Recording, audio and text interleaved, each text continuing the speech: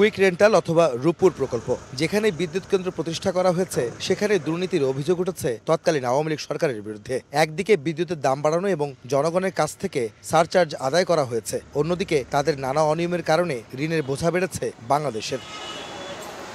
বিদ্যুৎ খাতের দুর্নীতি, অনিয়ম ও টাকা পাচারের ফিরিস্তি নিয়ে বৃহস্পতিবার গুলশানে দলের চেয়ারপারসনের কার্যালয়ে সংবাদ সম্মেলন করেন বিএনপির শীর্ষ নেতারা। দলটির স্থায়ী কমিটির সদস্য ইকবাল হাসান মাহমুদ টুকু অভিযোগ করেন, বিদ্যুৎ খাতে দুর্নীতির মহোৎসব চলেছে আওয়ামী লীগের শাসন আমলে। দাবি করেন, এ খাতকে লুটপাটের ব্যবসায় রূপ দিয়ে অর্থ পাচারের রুট হিসাবে ব্যবহার করেছে তারা। বিদ্যুৎ খাতটা তারা একটা একটা ব্যবসার খাত বানিয়ে ফেলছিল এবং তারা বুঝতে পেরেছিল এই খাত থেকে কুইক মানি বানানো যায় এবং কোনো হিসাব না দিয়ে, কারণ বিদ্যুৎটা তো হাওয়া, বিদ্যুৎ দেখা যায় না। এখন এই ক্যাপাসিটি চার্জ, এই ক্যাপাসিটি চার্জের কোন মেশিনের কত ক্যাপাসিটি, কে এটাকে আইডেন্টিফাই করেছে।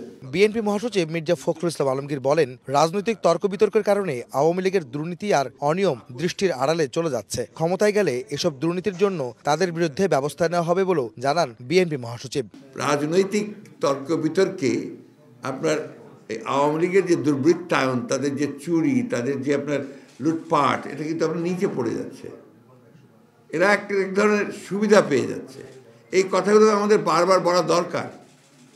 এই কথাগুলো না বললে আপনার আওয়ামী লীগের যে দুর্বৃত্তায়ন এবং আওয়ামী লীগ যে ধ্বংস করে দিয়েছে দেশটাকে, এটাকে আমাকে যে ভাষায় বলতে যে পোকলা করে দিয়েছে, এটা কিন্তু মানুষ আস্তে আস্তে ভুলে যাবে। পুরো বিষয়টাই আমরা রিভিউ করব, আমরা বলেছি ইতিমধ্যে, এবং রিভিউ করে আমরা সেই হিসাবে যেটা প্রয়োজনীয় সে ব্যাপারে ব্যবস্থা নেব। পতিত আওয়ামী লীগের বিদ্যুৎ খাতে দুর্নীতির কারণে আগামী 2027 সাল থেকে দেশ ভয়াবহ বৈদেশিক মুদ্রা সংকটে পড়বে বলেও আশঙ্কা প্রকাশ করেন বিএনপি নেতারা। সবচেয়ে বেশি দুর্নীতি হয়েছে বলে আমাদের কাছে মনে হয়েছে। আহমেদ সালেহীন, সময় সংবাদ, ঢাকা।